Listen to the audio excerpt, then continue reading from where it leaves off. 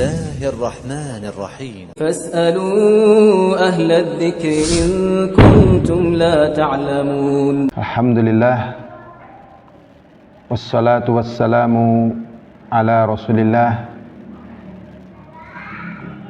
وعلى آله وأصحابه ومن تبعهم بإحسان إلى يوم الدين وبعد. Kita mohon kepada Allah agar Allah menjaga kita dalam keadaan sesulit apapun diri kita, tetap Allah jaga kita, juga keluarga kita dalam keadaan iman dan takwa kepada Allah SWT. Karena sesungguhnya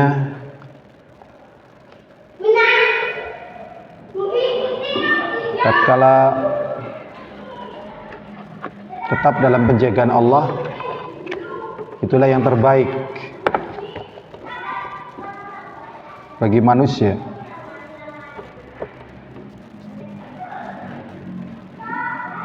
Ya hadirun azani wa azakumullah, kita akan membaca faidah hadis yang ke-19 dari kitab Arba'in Nawawi. Hadisnya adalah hadis yang diriwayatkan dari Abdullah bin Abbas radhiyallahu taala anhuma. Beliau berkata, kuntu khalfan nabiyyi sallallahu alaihi wasallam yauman. Dahulu aku di belakang Nabi pada satu hari.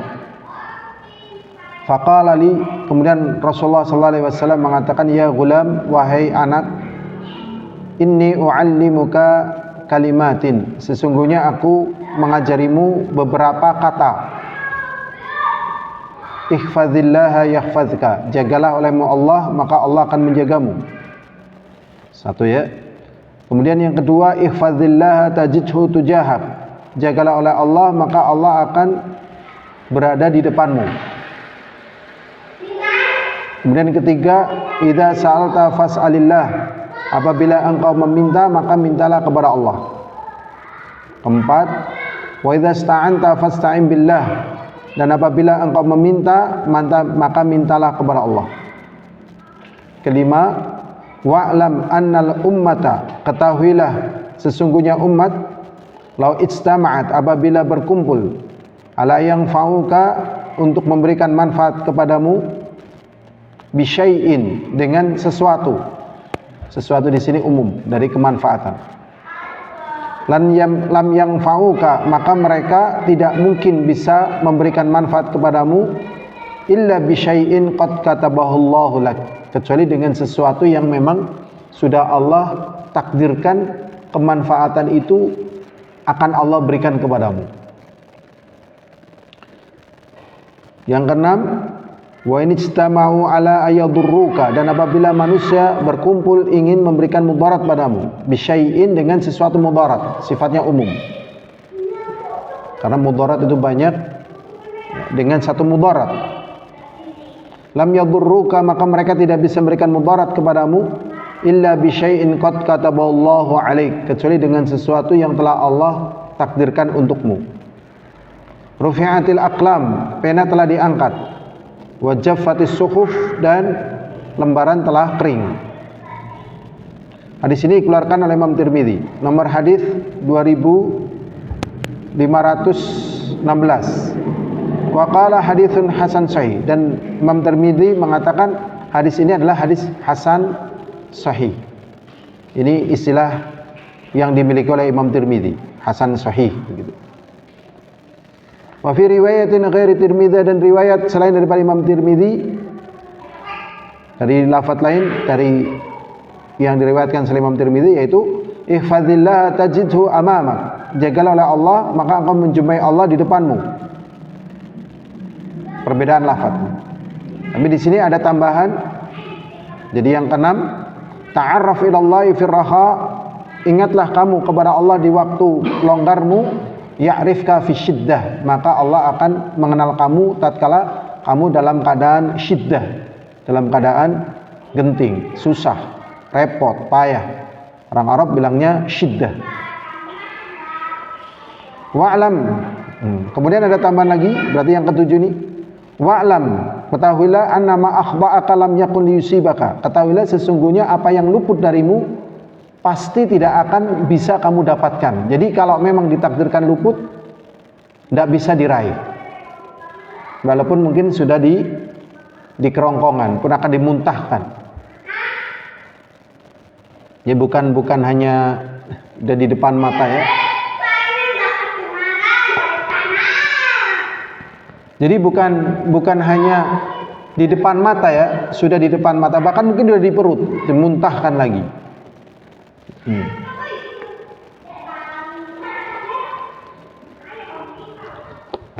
Wa'lam annama akhba'aka lam yakul yusibaka. Ketahuilah apa yang luput darimu tidak akan dapat mengenai dirimu. Wa ma asabaka lam yakul yukhti'aka. Dan apa yang mau mengenai dirimu enggak bakalan meleset. Jadi memang Allah yang menentukan segala sesuatu. Makanya tetap dalam kehidupan dunia ini ada yang namanya gagal. Ya, gagal produksi, ya, gagal panen.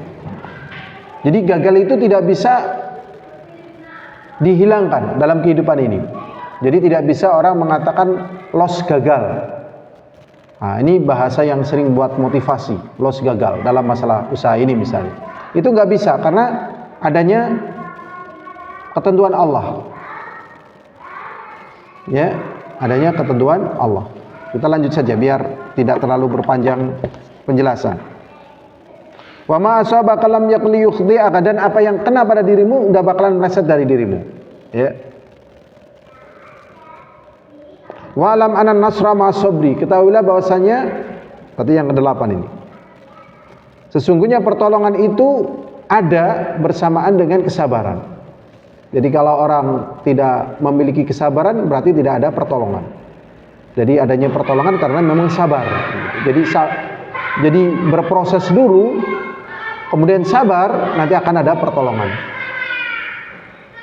Berproses dulu, kemudian ada tantangan, ada ujian, maka di situ bersabar. Tatkala bersabar, kemudian di situ ada pertolongan. Wa annal farja mal karbi. Dan sesungguhnya faraj, jalan keluar bersamaan dengan kesulitan. Jadi kalau tidak ada kesulitan, bagaimana ada jalan keluar? Jalan keluar diraih itu kan karena ada kesulitan. Dan itu terjadi dalam catatan sejarah. Ya, terjadi dalam kehidupan. Jadi jalan keluar karena ada kesulitan. Berikutnya, wa anna ma'al usri yusra. Dan sesungguhnya bersamaan dengan sedikit kesulitan adanya banyak kemudahan. Jadi kalau ada kesulitan akan ada kemudahan. Maka jangan takut dengan kesulitan. Tetapi bukan berarti kesulitan itu dicari. Bukan. Ya, bukan kesulitan itu dicari. Jadi memang orang menginginkan kebaikan, kemudian dia menjumpai kesulitan. Nah, ini yang maksudnya begitu. Karena kadang di masa kita ini zahirnya orang nyari kesulitan begitu. Pada perkara yang nggak ada tuntunannya begitu. Walaupun di situ mungkin ada semacam kepuasan, gengsi begitu. Tapi kalau nggak ada hajatnya, nggak ada gunanya, jangan. Ya, jangan. Carilah yang bermanfaat, yang mendatangkan ridha, mendatangkan kebaikan. Kira-kira berbahaya, mendatangkan mudarat, jangan. Walaupun kalau misalnya berhasil jadi bangga, jangan. Ya, jangan kayak mendaki gunung bagi yang belum ahli, gitu ya. Atau tidak adanya pengamanan. Ini jangan seperti itulah. Mohon kepada Allah yang terbaik. Ya, tapi kadang manusia kadung seneng, kemudian kadung jadi bangga begitu ya, sehingga nggak peduli walaupun ya kayak Mount Everest itu masih ada 350 mayat di situ dan tidak mungkin diambil karena kalau diambil ya biayanya dan kondisinya sehingga nggak mungkin diambil. Bahkan si mayat-mayat ini menjadi penunjuk jalan sampai ke puncak Everest. Ya, puncak Everest. Everest ini seorang mayor Inggris yang melakukan pendakian ke sana sehingga disebut dengan Gunung Everest. Padahal namanya bukan Everest, mungkin Himalaya. Cuma nama yang terkenal Everest karena merasa dulu pernah menaklukkan. Nah, ini maksudnya buat contoh. Dan masih banyak lagi yang kira-kira mudarat, tidak ada urgensi yang bermanfaat di sisi Allah, jangan. Kalau misalnya mau ngapal Quran gitu ya, biasanya orang yang belum memiliki kekuatan ngapal Quran ya sakit biasanya, karena berat. Ngapal Quran itu berat sekali ya, kecuali orang-orang yang dimudahkan. Berat memang, sakit ya, gak kuat ya. Makanya targetnya sebenarnya bukan hafal Quran, tetapi terbiasa membaca Al-Quran. Karena memang tidak semuanya bisa hafal, tidak semuanya ya. Saya mukbil aja beritanya tidak hafal. Cuman beliau memiliki sardu Quran. Jadi kalau mengeluarkan dalil Al-Quran bandar sekali, cepat sekali. Tapi sampai hafal tidak. Makanya banyak penghafal Quran itu katanya sudah hafal Quran, artinya sudah pernah begitu. Sudah pernah. Dulu saya sudah pernah, tapi menjaganya sulit. Karena bagi penghafal Quran, kalau udah hafal Quran minimal murojaahnya itu 4 juz setiap hari minimal. Ada yang bilang 6 juz setiap harinya. Kalau enggak ya hilang ya. Nah, ini. Jadi kalau begitu mah tidak apa-apa ya. Karena hubungannya dengan keimanan, kebaikan, keikhlasan. Berikutnya hadirin azani wa azakumullah, faedah-faedah yang akan kita petik dalam hadis ini. Yang pertama, Allah akan menjaga kita apabila kita menjaga agama Allah. Ini yang pertama. Yaitu pada kata ihfazillaha yahfazka. Jagalah olehmu Allah, maka Allah akan menjagamu. Allah di sini maksudnya ya agamanya. Jadi ini benar. Jadi barang siapa yang menjaga Allah, maka dia akan terjaga dengan penjagaan dia kepada agama Allah. Contohnya misalnya dia mau putus asa menjalani hidup. Kemudian dia ingat agama Allah itu melarang kita putus asa. Wala tayasu min rauhillah. Kemudian dia berpegang teguh bahasanya tidak boleh putus asa. Dia tidak putus asa karena dia menjaga agama Allah. Dia selamat dari putus asa. Dia mau menyerah misalnya. Kadang hidup ini seakan-akan mau menyerah. Hampir-hampir tidak mampu. Kemudian dia ingat tentang tawakal misalnya. Maka dia kemudian tawakal, akhirnya mampu lagi berjalan. Maka barang siapa yang menjaga Allah, maksudnya agamanya, maka dengan dia menjaga agama Allah tadi, itu adalah bentuk penjagaan Allah kepada dirinya. Jagalah Allah, maka Allah akan menjagamu. Ini yang pertama. Kemudian yang kedua, Allah akan menolong dan Jadi orang yang menjaga Allah SWT, menjaga agamanya, ini adalah gambaran orang-orang yang bertakwa kepadanya, karena takut.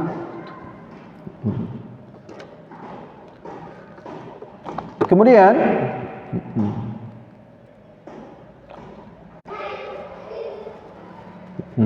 beda taklim, beda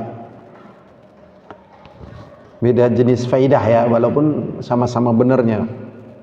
Kalau di sini faedah yang pertama ya, perhatian Rasulullah SAW kepada anak kecil dengan pendidikan dan kebaikan, yaitu ya, ini taklim dulu, ini faedahnya, ini taklim tadi. Jadi pada kata ya ghulam ihfazillah yahfazka, di sini menunjukkan adanya perhatian Rasulullah kepada anak kecil. Ya, dengan menyebut ya ghulam, berarti di situ anak kecil. Dan memang hendaknya kita perhatian dengan anak kecil. Dan anak kecil tatkala mendapatkan ilmu biasanya ingat terus. Maka anak kecil itu akan ingat siapa dulu yang mengajari ilmu pada dirinya, tidak hilang dalam dirinya. Ini yang dilakukan Rasulullah SAW. Kemudian yang kedua, Rasulullah SAW mengajar yang terbaiknya walaupun kepada anak kecil. Ya, jadi yang kedua, ya, tadi ihfazillah yahfazka. Kemudian yang kedua, faedahnya adalah Rasulullah SAW mengajar yang terbaiknya walaupun kepada anak kecil. Maksudnya dari ajaran-ajaran yang diberikan oleh Rasulullah SAW itu poin-poinnya, sehingga apabila dilakukan maka dia akan mendapatkan sekian banyak kebaikan. dan terhindar dari sekian banyak kejelekan. Kemudian yang ketiga, Rasulullah SAW tidak banyak memberikan ajaran sehingga tidak memberatkan. Rasulullah SAW tatkala memberikan ajaran itu tidak banyak. Karena kalau banyak mungkin lupa, mungkin tidak bisa diamalkan, mungkin memberatkan, mungkin yang lainnya. Sehingga di sini Rasulullah SAW mengatakan, "U'allimuka bi kalimatin, ya gulam, wahai anak, sesungguhnya aku akan ajari engkau dengan beberapa kata." Kan berarti tidak banyak, tapi pokok dan prinsip. Kalau banyak mungkin pusing gitu ya. Kan di sini Rasulullah mengajarkan tidak dengan banyak kata. Yang keempat, menjaga diri sendiri dan dari segala macam mara bahaya, caranya atau mungkin makanan, atau mungkin membeli tempat tinggal begitu. Membeli tempat tinggal pun ada caranya. Mau safar dan sebagainya, itu dengan mengamalkan agama Allah sehingga terhindar dari segala macam mara bahaya.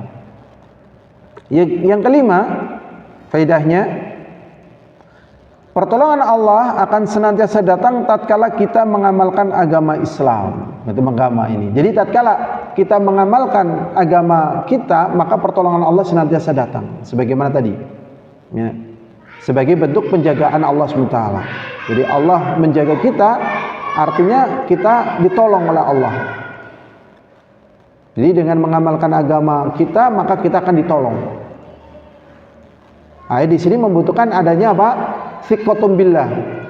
Thiqah, percaya dan yakin. Thiqah, percaya. Ya, thiqatum billah. Yang keenam, apabila kita meminta segala sesuatu, mintalah kepada zat yang memiliki segala sesuatu itu.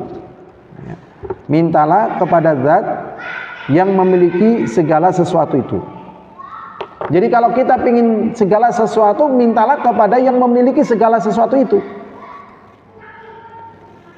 Kalau dia tidak memiliki segala sesuatu, ya jangan minta kepadanya. Sedangkan yang memiliki segala sesuatu, ya hanyalah Allah SWT.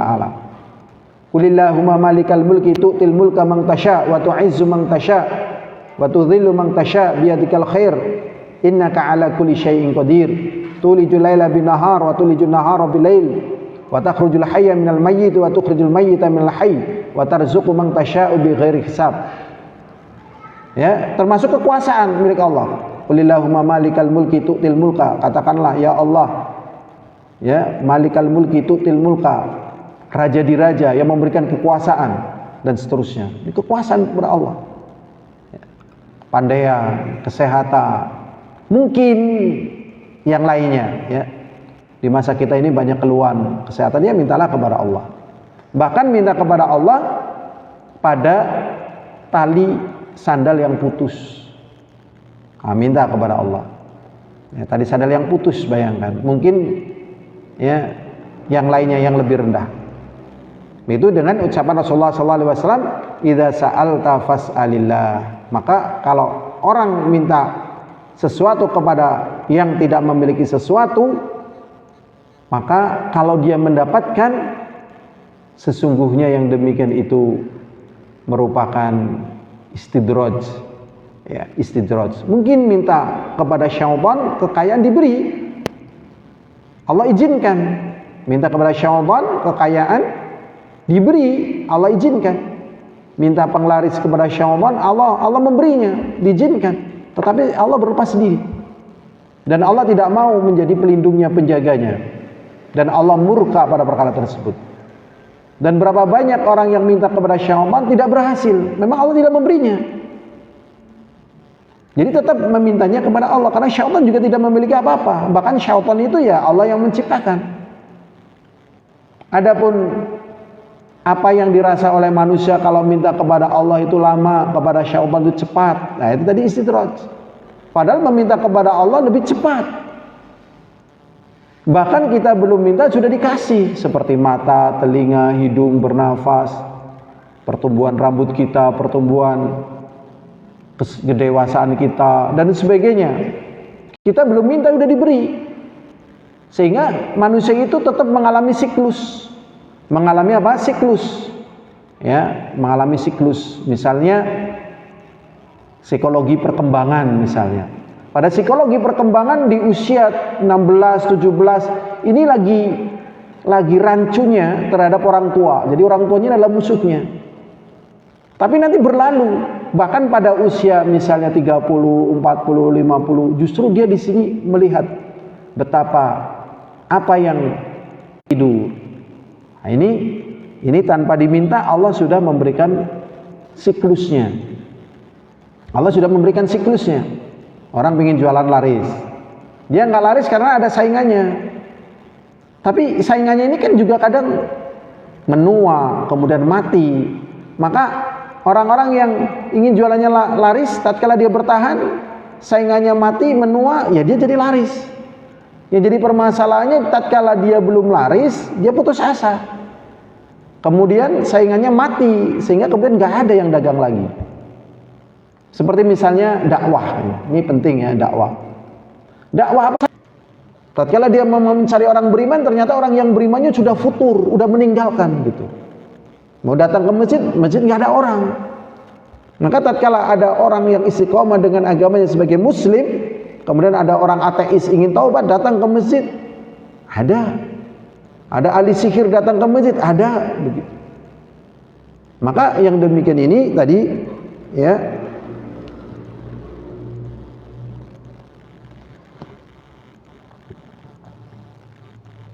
apa tadi? Menjaga diri sendiri dan segala mara bahaya, caranya adalah dengan mengamalkan agama Allah. Kemudian pertolongan Allah akan senantiasa datang tatkala kita mengamalkan agama Islam. Kemudian ini yang keenam. Apabila kita meminta segala sesuatu, mintalah kepada zat yang memiliki segala sesuatu itu. Maksudnya jangan kepada selain Allah, karena tidak memiliki apapun. Ya, tadi bantahan kepada orang yang mengatakan kalau minta kepada Allah lama. Ya, yang cepat kepada syaitan. Ya, pingin kaya kepada Allah lama, tapi kalau datang ke Gunung Kemukus cepat begitu. Kayak gitu. Itu talbis dari syaitan. Bahkan kalau kepada Allah lebih cepat, karena yang namanya kaya adalah kaya hati. Dan tatkala kaya datang ke Gunung Kemukus dalam artian banyak harta, tapi statusnya adalah budak bagi syaitan. Dan dia itu kembali menjadi orang yang sangat miskin. Syaratnya begini, syaratnya begini, syaratnya begini. Banyak orang yang banyak harta menjadi miskin, ya, menjadi miskin dan tidak bisa menikmati kekayaan. Jadi asumsi, kembali lagi kebodohan. Maka mintalah kepada Allah. Gitu. Dan tatkala minta kepada Allah, jadi orang kaya. Wa may yastaghni yughnihumullah. Dan barang siapa yang merasa cukup, merasa kaya, maka Allah kayakan. Kamu pakai motor, iya. Motor apa? Motor pengaritan. Loh, kenapa kamu nggak beli misal NMAX yang yatim piatu itu juga cuma 3 juta kok misalnya. NMAX yatim piatu.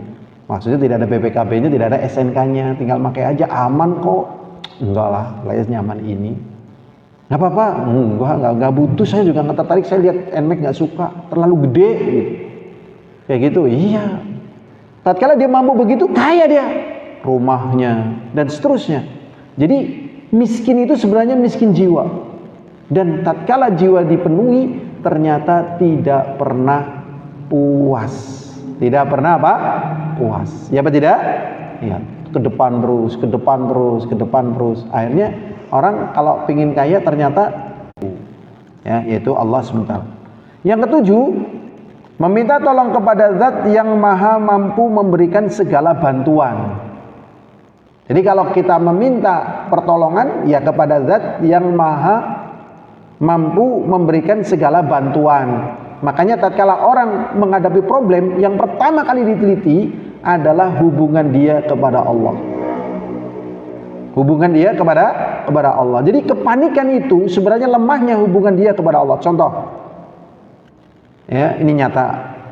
Tatkala ada seseorang kalau nggak cincinnya dan kalungnya hilang di depan rumah kita itu, Akhirnya dia ingin ketemu, kalungnya hilang itu. Kemudian dia nanya kepada orang yang Allah, atau kuatkanlah hati saya sehingga saya tidak butuh itu ya Allah. Mungkin Allah ganti lebih baik dengan model yang lain, atau mungkin ditemukan ataupun yang lainnya. Jadi kalau minta tolong kepada zat yang mampu memberikan segala bantuan, ya, perlindungan, penjagaan, keselamatan. Dan tidak ada yang mampu melakukan itu semuanya kecuali hanyalah Allah. Contohnya dimakan ikan hiu. Coba tatkala dimakan ikan hiu, siapa yang mampu menolong coba? Di lautan lepas dan seterusnya. Tatkala mau dibunuh, sementara dihadapkan lautan yang lebar, ya siapa yang bisa menolong? Ya kecuali Allah. Akhirnya terbelah lautan. Apakah mungkin manusia bisa membelah lautan? Ya mungkin, tapi kan waktunya lama, tahunan. Seperti yang disebut dengan reklamasi mungkin, tapi kan waktunya tahunan. Nguruk laut kan suwe gitu. Sedangkan yang dibutuhkan itu sekejap. Membikin jalan di bawah lautan mungkin, tapi ya lama. Sedangkan yang dibutuhkan adalah sekejap. Lah, siapakah yang mampu dalam sekejap dalam seperti itu? Ya tidak ada, kecuali yang belum memiliki kekuatan iman, misalnya anak-anak ataupun siapa. Tapi bagi orang yang memiliki kekuatan iman, nggak perlu kita butuh bantuan psikolog atau psikiater. Nggak butuh. Karena yang dibutuhkan oleh manusia adalah nyamannya hati, kuatnya hati, tatkala dia menghadapi tantangan hidup. Nah, itu sudah sehat. Jadi kesehatan mental, kesehatan, ya apalagi di masa kita ini, saya sampaikan di beberapa majelis taklim, dunia saat ini itu dalam keadaan sakit mental. Dunia loh, bukan Indonesia ya, dunia. Sehingga karena dalam keadaan sakit mental, rizki yang Allah berikan banyak sekali untuk manusia, ternyata rizki itu memberikan mudarat bagi mereka. Coba, satu rudal kalau diledakkan itu modalnya berapa? Padahal yang diledakkan itu berapa? Kalau memang kalian pengen tanah yang luas, banyak tuh tanah-tanah luas, nggak garap itu. Kenapa kalian tuangkan? Adalah mental kalian yang sakit. Mental kalian yang sakit. Nah inilah. Maka dalam perkara ini, minta tolong kepada zat yang maha mampu memberikan segala bantuan. Allah butuh kekuatan iman, perlindungan, penjagaan, keselamatan. Dan tidak ada yang mampu melakukan itu semuanya kecuali hanya Allah SWT. Idza sta'anta fasta'in billah. Kemudian yang ke-8, tidak ada yang bisa memberikan kebaikan kecuali dengan takdir dari Allah. Tidak ada yang bisa memberikan kebaikan kecuali kebaikan itu diambil aja. Memang alat-alat kesehatan bisa membantu. Sampai kapan? Sampai waktu yang telah Allah takdirkan. Dan itu keajaiban dari hikmah Allah memberikan dengan takdirnya juga kesempatan bagi manusia untuk berkreasi. Jadi ada orang yang hidup dalam tabung, ya berak di situ, makan di situ, begitu, nggak kemana-mana. Dan dia ingin belajar dan sampai gelar sarjana hukum dalam tabung. Kalau kita kan bebas, dia ditabung, coba bayangkan. Jadi kadang kita itu terlalu manja dengan nikmat atas yang Allah berikan, dari perkara itu habis ya habis. Karena tidak ada yang bisa lolos dari qada dan qadar Allah. Begitu.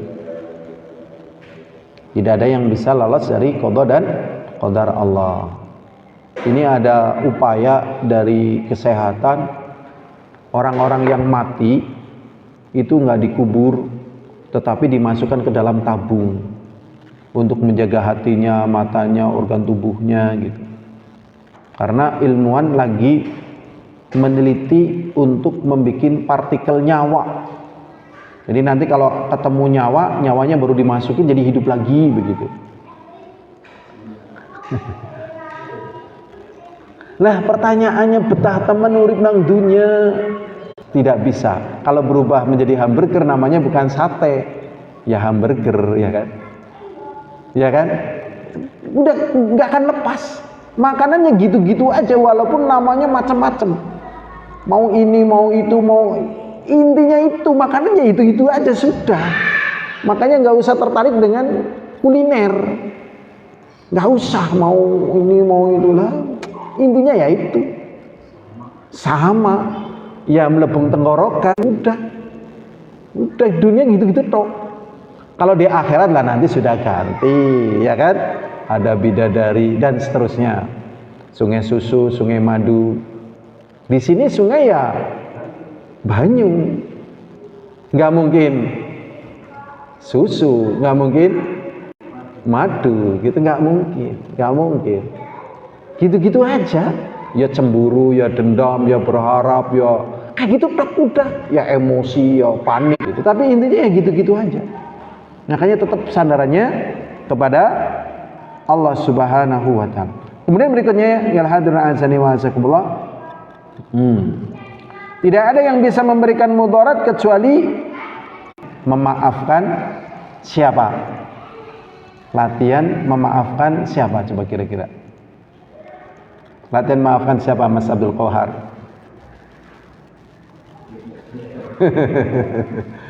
Latihan memaafkan siapa Mas Abdul Qahar kira-kira? Ya, kemudian apa lagi istilahnya NPD gitu ya, narsis apa gitu ya, terus insecure gitu lah, gue janjiannya lah ngedabrus kalau menurut saya. Memang istilah-istilah itu muncul, ya ada wajar lah orang mengklasifikasi demikian itu, tetapi tatkala kita mampu selesai urusan itu, makanya orang-orang yang kuat menjadi kebaikan bagi orang lain. Bislah orang apa-apa ngasihkan dina begitu. Nah ini pembelajaran dalam rangka itu, bukan dalam rangka meremehkan. Maafkan diri sendiri. Karena tidak ada di dunia ini tanpa, sampai dokternya aja bingung, kecuali hamba itu bersabar. Jadi pertolongan Allah itu datang kalau hamba itu menjalankan kesabaran. Kalau nggak sabar ya pertolongan itu nggak datang. Yang ke-13, ya, tidak ada jalan keluar kecuali dalam keadaan, jangankan dokter, jangankan mantri.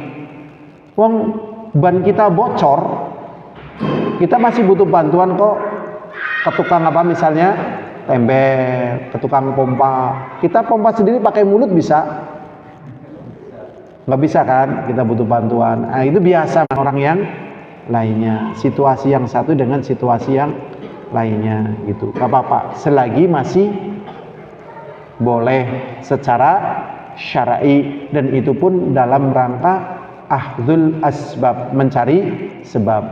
Mas, motornya bocor ya bannya? Iya. Nggak ditempel? Enggak. لو احنا الدم تاخندا واستولوا اغلينا دا ايلا